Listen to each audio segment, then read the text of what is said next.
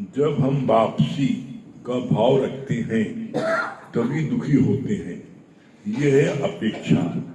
पहले तो हम कर्ता बनते हैं कि मैंने किया, फिर रिटर्न न पाकर दुखी होते हैं। कर्म ही आनंद है। खाली बैठना तो सबसे बड़ी त्रुटि है। यहाँ तक कल हुआ था, खाली बैठना सबसे बड़ी भूल है, त्रुटि है। यहाँ तक हुआ। आज उसके आगे क्या बोलना भगवान?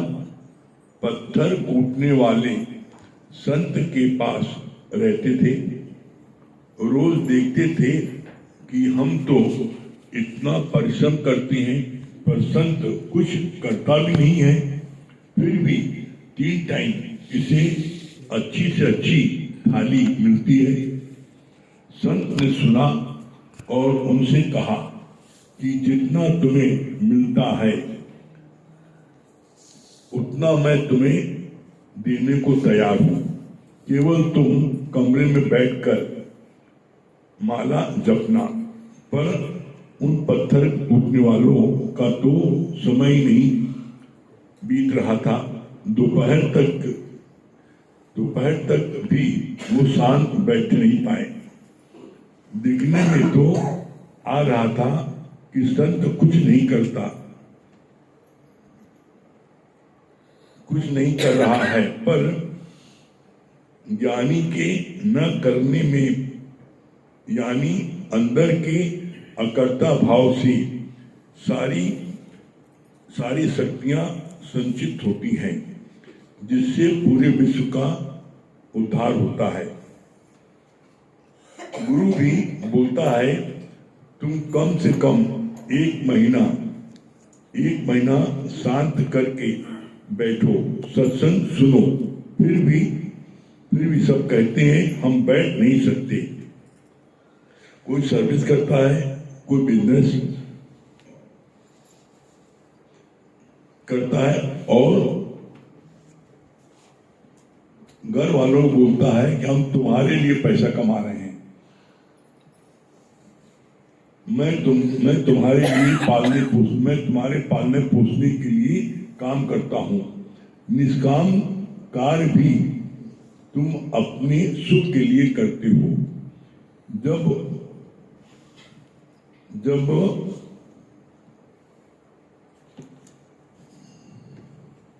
हमने किसी से कुछ किया नहीं, तो अपेक्षा कैसे करते हो? ज्ञानी किसी भी हालत में क्षुब्ध नहीं होता, दुख नहीं होता। ज्ञानी हर परीक्षा के लिए पहले से ही तैयार होता है। जैसे विद्यार्थी 10 साल का पेपर पहले ही सॉल्व करके बैठा है तो उसे परीक्षा देने में डर नहीं लगता।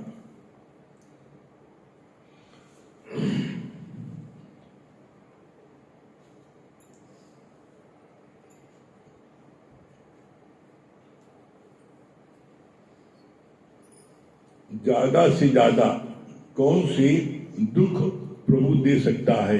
दुख, गरीबी, बीमारी, शरीरों का संयोग, वियोग।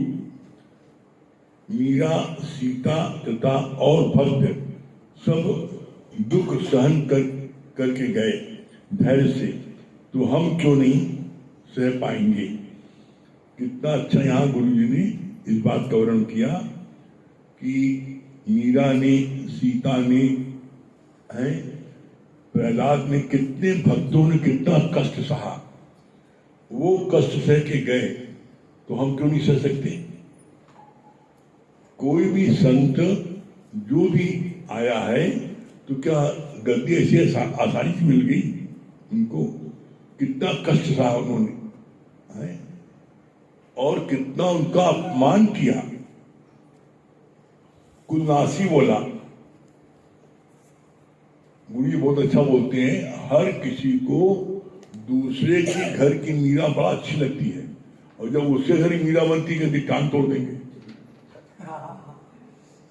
जब दूसरे की मीरा भजन सुनाती है, सत्संग सुनाती है, तो बड़ा खुश होता है, कितना बढ़िया जीवन है। और जब उन्हीं की बिटिया सत्संग में आगे बढ़ने लगती है, यदि खबरदार टांग तोड़ देंगे, तो दूसरे की मीरा अच्छी लगती है। और जब अपने घर की लड़की मीरा बनने चलती है तो उसको पसंद कोई नहीं करता। तो भगवान ने कहा अपने आप चेक करो, कितने लोग यहाँ ऐसे बैठे हैं जो अपने बच्चों को सत्संग के लिए मोटिवेट करते हैं कि कुछ भी हो जाए सत्संग जरूर कुछ लेना, कुछ देर के लिए। कितने लोग करते हैं, बस पढ़ो पढ़ो पढ़ो दिन रात। कोई इस विद्या की पढ़ाई के लिए बोलता है? जब तुम खुद डरते हो अपने बच्चों को बोलने के लिए, तो दूसरे बच्चों को बोलो तो क्या असर होगा? क्या पहले अपने बच्चों को बुलाओ, पहले हमारे बच्चों को बुलाना। तो ऐसे में भगवान ने बोला इसीलिए तुम्हारे घर कोई नहीं आता, इसीलिए तुम्हारे घर कोई नहीं आता है। और किसी के घर से कोई नहीं आता है तो उसका सबसे बड़ा कारण है, आप चेक कर लेना। जो व्यक्ति सत्संग में आ रहा है उसके जीवन में कोई परिवर्तन नहीं हुआ है, तो घर वाले इसलिए विश्वास नहीं मानते। कहते भी हैं, हमको कितने लोगों ने बोला आप कहते तो सत्संग आ जाओ, 10 साल जा रहे का परिवर्तन आया, वैसे उसे यही। तो जब इनके हो रहे तो हमारे में कैसे आएगा? तो उनको देख करके वो नहीं आते। तो बोला तुम इतने समय से आते हो तो अपने अंदर जांच के बैठो, क्या तुम्हारे जीवन में परिवर्तन आया है? तुम्हारे क्रोध में कमी आई है, लोभ में कमी आई है, मोह में कमी आई है, अहंकार में कमी आई है? जब तुम्हारे जीवन में कोई भी परिवर्तन नहीं आया है तो बच्चे कैसे प्रभावित होंगे? और ऐसे भी हैं जिनके में परिवर्तन आ गया है तो वो मम्मी को पापा याद आते, पापा सत्संग टाइम होगा आप जाओ नहीं कहा। उनसे पूछा भाई क्यों ऐसा बता रहा? अरे नहीं, पापा जब से बड़ा सुधर गए, मम्मी जब से गई बड़ा सुधर गई, मारती नहीं, पहले बहुत मारती थी हमको बल भर के, अब नहीं मारती है। तो जब जीवन में परिवर्तन आता है तो घर वाले भी आने के लिए इंटरेस्टेड होते हैं और फील करते हैं कि अच्छी जगह है। इसीलिए यहाँ पर इस बात को कहा जाता है, ये बात जब तुम्हारे मन में फीलिंग आएगी किस बात की? अपने जीवन में परिवर्तन को देखकर गुरु के ज्ञान पर कीन हुआ। जब तुम्हारे जीवन में परिवर्तन आएगा तो निश्चित घर वालों में सत्संग के प्रति श्रद्धा लगेगी। फिर कितनी अच्छी बात बोली भगवान ने, आदमी अपने काम से दुखी नहीं होता, दूसरों के काम से दुखी होता है। वो पत्थर कूटने वाले, उन्होंने देखा कि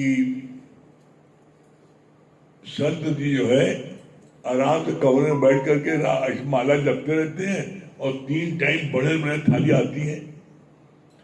इससे अच्छा जो है भगवान हम लोग माला जपे, हमको भी ऐसी मिले, थाली मिले तो हम लोग जपे। वो आपस में बात करे, संत ने सुन लिया। तो संत ने उनको बुला कहा कि जितना रुपए तुम रोज पाते हो उतना रुपए तुमको हम देंगे, तुम हमारी तरह कमरे में बैठ करके बस भगवान का नाम माला जपो। बड़ा खुश हो गए, हम जैसा चाहते थे हो गया। और तीनों माला जपने लगे, पत्थर कूटने वाले कमरे में आ गए। अब सुबह से जो पत्थर कूटते थे तो वहां सुबह माला जपने लगे, दोपहर तक वो बैठ नहीं पाए। क्यों? माला जपना, शांत में जपना, बोलना नहीं ना।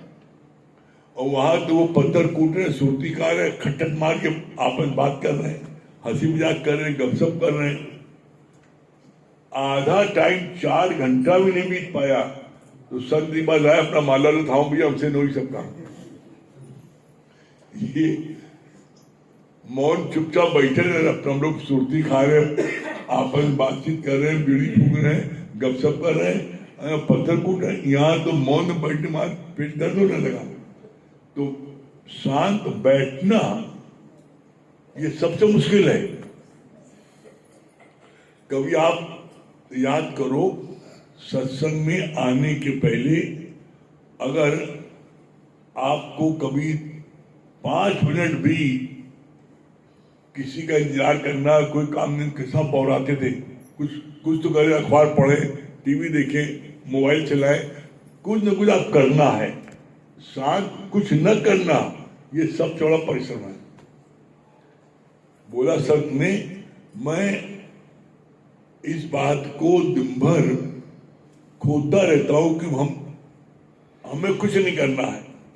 जब कुछ नहीं करना है, ऐसा मन में भाव लाना बड़ा मुश्किल है। व्यक्ति की करने की प्रवृत्ति है, कुछ करना चाहता है, बैठ नहीं सकता। तो बोला संत न होते जग में तो जग मलता संसार। संत बोलता कुछ नहीं है, शांत रहता है। उसके शांत रहने पर ही ये पृथ्वी में शांति है, और नहीं तो ये कब तक जो है पृथ्वी नष्ट हो जाती। ये संतों की कृपा है, उनका आशीर्वाद है, जिससे पृथ्वी में शांति है। और नहीं तो इतनी मार काट हलचल हो जाए कि कोई जिंदा रह नहीं सकता, कोई किसी को देख नहीं सकता। ये संतों की कृपा है। फिर आगे कितना अच्छा बोला,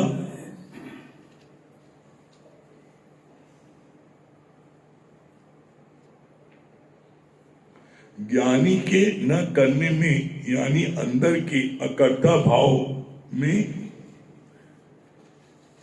सारी शुक्रिया, सारी शक्तियां संचित होती हैं।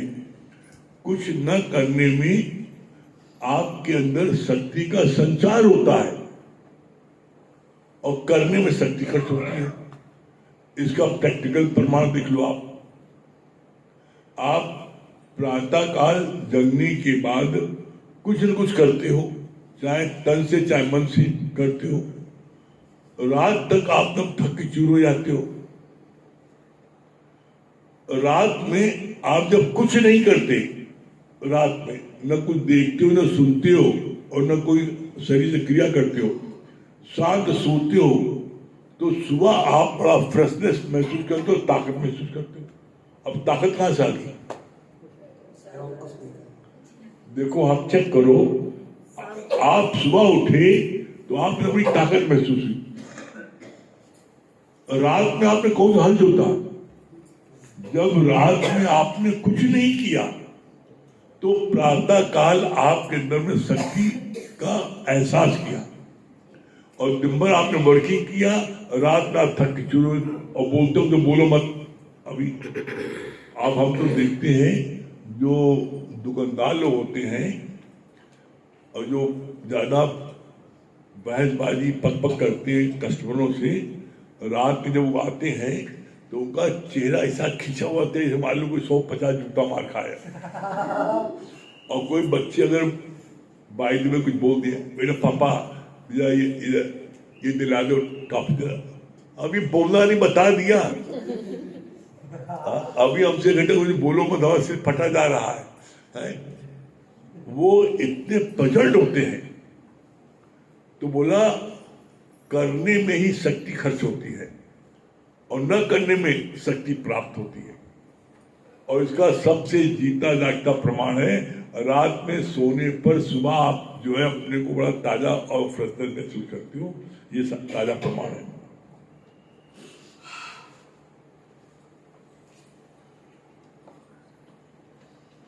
तुम कम से कम 1 महीने शांत होकर बैठो, सत्संग सुनो। तो लोग बोलते हैं हम सत्संग सुन नहीं सकते, सत्संग कर सकते हैं, हमें बोलने की बीमारी है। हम तो देखते हैं जैसे किसी को कुछ बताना चाहता है, बोलना चाहता है, और उससे न पूछो, 2-3 दिन बाद तो आना बंद करते हैं। हम लोग पूछते ही ना, हम बैठे हैं पागलों जैसे। तो बोलने का एक अंदर में जो है क्या है, मीनिया है, अंदर में पेट दर्द होने लगता है। तो ऐसे बोला भगवान ने, 1 महीने सत्संग जो है तुम चुपचाप सुनो, बोलो कुछ नहीं, और देखो तुम्हें कितनी शक्ति मिलती है। गुरु जी ने, हम लोग नैनीताल में थे, ऐसे ही किसी की कोई हरकत देखी तो उन्होंने बोला, सत्संग करते करते एक आए, बोला कल से सत्संग हिंदुस्तान में कहीं कहीं नहीं होगा, और जितने यहाँ बैठे हो सब लोग अपने अपने शहर में फोन कर कह दो सत्संग कल से बंद। आप समझ लो कम से कम 1.5 साल के आसपास सत्संग बंद था, 1 साल 1.5 साल। मतलब जो सत्संग रोज सुनने वाले थे वो पागलों की तरह ऐसे सड़कों घूम रहे थे, कहाँ जाए इतना। लेकिन हम तो इस बात को उसी दिन इस बात को मान गए कि पूर्ण ब्रह्म परमात्मा ही है। क्यों? तुम अपने घर में कोई बात आदेश पारित करते हो तो घर में 4 लोग तुम्हारा आदेश नहीं मानते, 4 लोग नहीं मानते कहना घर पर, और पूरे हिंदुस्तान में सत्संग हो रहा है और किसी मजाल नहीं कि सत्संग हो जाए, कि कहीं पूरे हिंदुस्तान में सत्संग बंद। सब रोने लगे, गाने के, गुरु जी हम लोग जिंदा नहीं रह पाएंगे। तब जाके सत्संग फिर शुरू कर रहा है। तो हम लोगों ने वो जमाना भी देखा कि सत्संग जो है न होने पर लोग कैसे तड़पते हैं, जैसे पानी में से मछली निकाल दो, ऐसा तड़पते थे लोग कि सत्संग कैसे, कहां से मिलेगा, कैसे मिलेगा। तो गुरु ने बोला जब कोई चीज प्राप्त नहीं होती है तो उसकी वैल्यू पता लगती है, और इसका सबको अनुभव किस बात का होगा। आप सब अपने घर में दिन भर 50 बाल्टी पानी फेंकते हो बेकदरी से, बम्बा बह रहा है, नल बह रहा है, नहा रहे, बहता जा रहा पानी, साबुन मतलब नल बह रहा है, बंद नहीं करेंगे। और जब पता लगा पानी समाप्त हो गया, टंकी में नहीं ना, और मुख में साबुन लगाए और पानी बंद, अरे बाबे पानी खोल दे। पता लगा मंजन कर लिया, हाथ मुंह धोना है, पानी लेना, तब पता लगता पानी वैल्यू क्या है। तो वैल्यू तब पता लगती है। इसीलिए बोला भगवान ने, आज तक जीवन में जिसने भी जिस चीज का दुरुपयोग किया उस चीज के लिए उसको तरसना पड़ा है। हमने कई बार इस बात को कहा भी है पहले भी, बहुत से लोगों को खाने के लिए बड़ा मोहताज हो जाते हैं, खाना नहीं मिल पाता है, तो उन्होंने किसी जन्म में भरी भरी प्लेट खाने की छोड़ी है, खाना बेकार किया है। कितने लोगों को हम देखते हैं खाना खाने कहीं जाते हैं, कहीं पार्टी में गए, पूरी प्लेट भर लेते हैं, और पता लगा जो है उसमें आधा खाया और आधा प्लेट छोड़ दिया, और उसमें जो है उतने में किसी का पेट भर जाएगा। अरे भाई, गुरु जी बोलते थे इस बात के लिए, अन्न का एक दाना भी बेकार नहीं छोड़ना चाहिए, फेंकना नहीं चाहिए, अन्न का एक दाना। और संत का एक क्षण भी बर्बाद करना चाहिए। संत के साथ में जितनी देर रहे अपने उद्धार की बात पूछे, और अन्न का एक दाना भी बर्बाद नहीं करना चाहिए, एक दाना भी। ये और जो ऐसा करते हैं तो वो अंत समय तक खूब अच्छे से भोजन करते हैं, वो भोजन हजम भी होता है। और जिन लोगों ने अन्न की बर्बादी की उनको अन्न के लिए तरसना ही पड़ता है। जिन्होंने अपनी शक्ति का दुरुपयोग किया उनकी शक्ति भी छिन गई। तो कभी भी अपने में जो शक्ति मिले, पावर मिले, तो उसका हमेशा सदुपयोग करना चाहिए, दुरुपयोग नहीं करना चाहिए। फिर कितनी अच्छी बात बोली भगवान ने, हर एक मर्द को इस बात का बड़ा घमंड होता है कि हम तुम्हारे लिए पैसा कमा रहे हैं, बाल बच्चों के लिए, पत्नी के लिए। तो भगवान ने कहा तुमसे कौन कहता है मत कमाओ, बैठे रहो। तो कहा तुम बिना कमाए रह नहीं सकते, बिना कमाए तुम रह नहीं सकते। जाते हो कमाने अपनी खुशी के लिए और थोपते हो घर वालों को, मैं तुम्हारे लिए कमा रहा हूं। तो बोला ये जो ऐसा करते हो, तो बोला ऐसा करने वाले जो है वो दूसरों पर ब्लेम लगाते, मैं तुम्हारे लिए कमा रहा हूं, जबकि वो बिना कमाए रह नहीं सकते। फिर कितनी अच्छी बात बोली भगवान ने, कभी तुमने निष्काम कर्म किया है, निष्काम कर्म जो है उसमें ही सच्चे आनंद की प्राप्ति है। फिर बात आ गई, निष्काम कर्म क्या है? तुम फल की इच्छा छोड़ दो, कोई भी कर्म करो फल की इच्छा न रखो और अहंकार नहीं रखो, तो देखो तुम्हें कर्म करने में कितना आनंद प्राप्त होता है। आपको जो क्रोध आता है, दुख होता है, क्यों? आप किसी भी कर्म को करने के पश्चात उसके फल की इच्छा रखते हो, यही वजह है। आप फल की इच्छा न रखो, सिर्फ आप निष्काम कार्य करो और तब देखो आपको क्या आनंद की प्राप्ति होती है। निष्काम कार्य का आरंभ ही आनंददायक है। कैसे? जैसे मान लो आपके मन में विचार आया फलाना व्यक्ति अस्पताल में भर्ती है, तो उसको चलो देखने चले।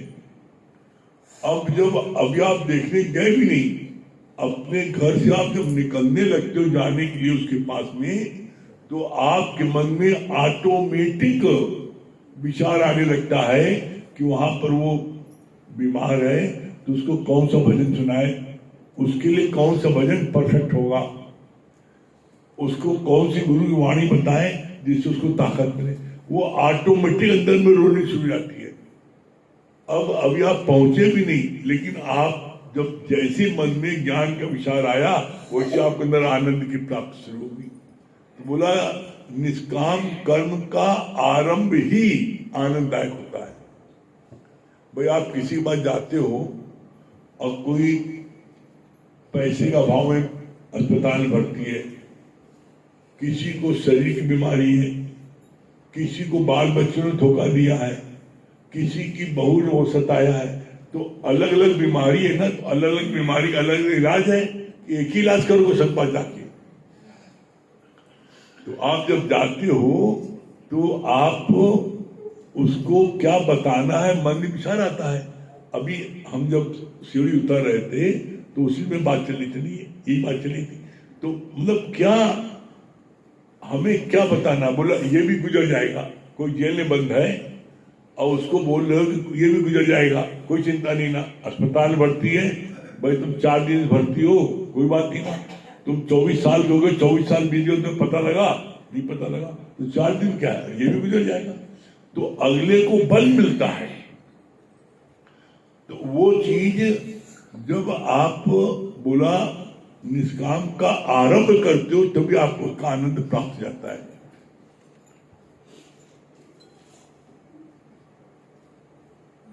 तो कितनी अच्छी बात बोली, कितना अच्छा रिजल्ट निकाला। एग्जामिनेशन में बैठते समय जो अच्छे स्टूडेंट होते हैं वो 10 साल के पेपर को कर लेते हैं। तो जो भी पेपर आता है एग्जामिनेशन में, वो 10 साल के अंदर ही पेपर आता है। कोई 3 साल बाद, कोई 4 साल बाद, कोई 6 साल बाद। जो क्वेश्चन आते हैं वो 1 साल से लेकर 10 साल तक का पेपर जो सॉल्व कर लेता है, उसी में से प्रश्न आते हैं, उसको डर नहीं लगता। उसी तरीके से यहाँ पर है, भाई किसी को तन का कष्ट है, किसी को धन की कमी है, किसी को परिवार कर्म प्राणी ऐसे मिले, किसी को पड़ोसी गलत मिला, मतलब यही 4 6 10 है बस। इसके लिए तैयार हो जाओ। जब इसके लिए तैयार हो गए तो बचा क्या? फिर आप कहोगे हमें कोई चिंता नहीं ना। इसीलिए बोला गया बिना ज्ञान के हर कोई धोखा खाए और निस्दिन पूछे और पुछाए। ज्ञान जिसको मिल गया उसको जीवन में धोखा कहीं से मिल ही सकता, वो हमेशा अपने आनंद में रहेगा। तो अब ये बताओ, इतना ज्ञान सुनने के बाद में अपने आनंद में रहोगे कि नहीं?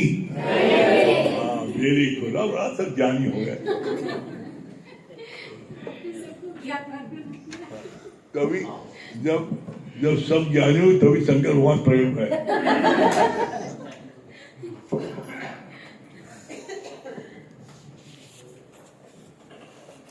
सभी प्रेमियों को हरिओम राम राम। चरणों में जगह मांगी थी, तूने दिल में बसा लिया। चरणों में जगह मांगी थी, तूने दिल में बसा लिया। तेरी एक नजर की प्यासे नजरों में बसा लिया।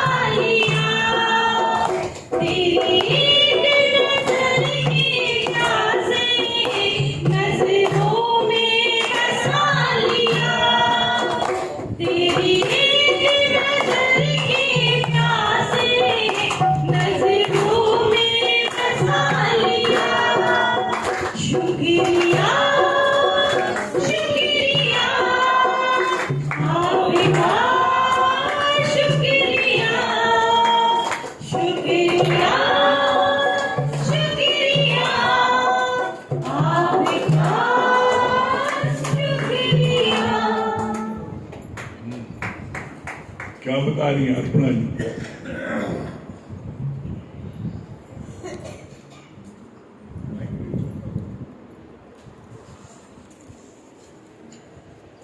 हरी गुरु जी, जैसे आपका किसी को पंछी और कुछ नहीं करते थे और उनको 3 टाइम थाली सजी सजाई जाती थी। और जो 3 मजदूर थे कार्य को कर रहे थे, वो सोचे कि अरे ये तो कुछ भी नहीं करते, फिर भी थाली आती है।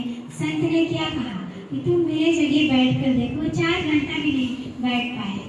चुप रहना ही सबसे बड़ी सजा है और इसमें मौन में ही शक्ति है परमात्मा की। सबसे बड़ा परिश्रम है। जैसे आपने कहा गुरु जी सत्संग बंद कर दिया, तो कैसे सब मछली की तरह तड़प रहे थे, तो आज हम सबको वही हाल है। बहुत अच्छी बात लगी कि हर मर्ज की हर अलग अलग दवा है। और एक बात ये भी बहुत अच्छी लगी कि दूसरे के घर की मीरा बहुत अच्छी लगती है, अपने घर की मीरा बहुत खराब लगती है। सुशीला जी। हरिओम गुरु जी, हरिओम। बहुत अच्छी बात लगी कि क्षण आई के एक कण मतलब कभी बर्बाद नहीं करना चाहिए। गुरु का अगर साथ मिले तो हमें हमेशा उनकी अपनी ज्ञान की बात करनी चाहिए, उन्नति की बात करनी चाहिए। और दूसरी बात हमें बहुत अच्छी टिक करी कि शक्ति जो उसे बताया कि सोने से हम जब कुछ नहीं करते हैं, सच में ये चीज़ हमने रियलाइज की। हम लोग भाई हर दिन वर्कर करते, काम करते, थके थके लगते, बस एक मौन हो जाते हैं, शांति से सो जाते हैं, तो कितना रिलैक्स, कितना मतलब अपने को हल्के लगते हैं। तो ये चीज़ सच में प्रैक्टिकल मतलब ये सब अनुभव होते हैं। तो क्या बोलूँगी ये जैसे आपने निष्काम कार्य किया, निष्काम कार्य आरंभ में ही लाभदायक है, क्योंकि बिना इच्छा के कोई निष्काम कार्य करेंगे तो हमारी कर्मों को करना ही दुख का कारण है। मतलब किसी काम को करो लेकिन फल की इच्छा मत रखो। फल की इच्छा रखना ही दुख का कारण है। जाएगी सतगुरु की शरण आओ जी, तेरी आयु बीत जाएगी। सतगुरु की शरण आओ जी, जहाँ जिसे ठुकराए गुरु गले से लगाए, जहाँ जिसे ठुकराए गुरु गले से लगाए, उसे अपना बना गुरु जी। सतगुरु की शरण आओ जी, तेरी आयु बीत जाएगी। सतगुरु की शरण आओ जी। ज्ञानी है, हर परीक्षा को देने के लिए हर समय तैयार है। हरिओम गुरु जी, कुछ ना करने का सबसे बड़ा परिश्रम है। जैसे कि हम लोग जितना अपने आप को एनर्जेटिक रखेंगे उतना ही है, बचा के रखें, कम बोलें। सत्संग आते हैं, ज्ञान हम लगाते हैं, तभी सामने वाला हमारे प्रति इंटरेस्ट रखते हैं। पता चला हमारे यहाँ अहंकार वही है, गुस्सा वही है, तो उसका प्रभाव नहीं पड़ेगा सामने वाले। विद्यास कह के आते हैं, रानी 15 मिनट सत्संग सुना करो जरूर। आज हम उसको कह के आए कि आज सत्संग सुनना, हम दादी पूछेंगे आके। तो मतलब इसलिए अच्छा लगता है ना, जब हमें ये चीज़ अच्छी लगती है तो बच्चों को हम सोचते इस चीज़ में उपयोग करेंगे उसको लिए भोगना पड़ेगा। हम का दुरुपयोग करेंगे उसके लिए, अगर मान लीजिए पावर का भी अगर गलत इस्तेमाल करा तो उसके लिए भी भोगना पड़ेगा। बहुत अच्छा लगा आपने बताया। परिवार वाले जो हमारे अंदर देखते हैं तो कर्तव्य पर उनका विश्वास और बढ़ जाता है।